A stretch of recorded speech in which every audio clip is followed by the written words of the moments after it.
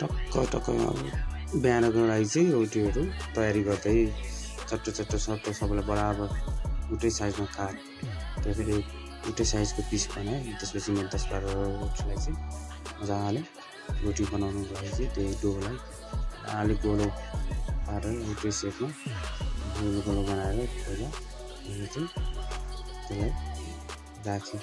अनि त्यसपछि मजाले यताउता हेर्दै है एकदमै बिहान तातो भएन यस्तो रमाइलो भयो। पेनमा हालेँ अनि त्यसपछि आलु पेल्न स्टार्ट गरेँ। पेलेर रोटी पेल्न थालेँ।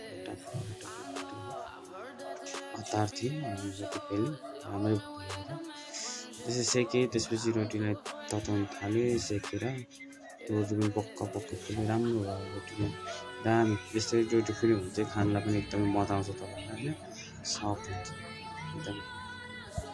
म चाहिँ दिनमा 10-12 रोटी खान्छु बिहान टाइममा।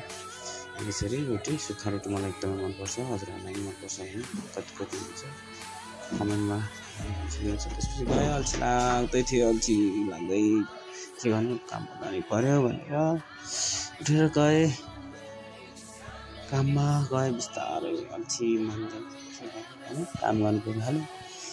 अन्त मेरो मिनी भ्लग चाहिँ यस्तै भयो साथी आजको होइन। भर्खर स्टार्ट गर्दैछु सबैजनाले साथ सपोर्ट गरिदिनु होला भन्न चाहन्छु। हजुरहरूको साथ सपोर्टले अझै नयाँ नयाँ अपडेट नयाँ नयाँ भिडियोहरू बनाउनु मलाई एकदमै सहयोग मिल्नेछ होइन एकदमै सपोर्ट मिल्नेछ। तपाईँहरूको सपोर्टले एकदमै मलाई पनि मोटिभेट हुनेछ।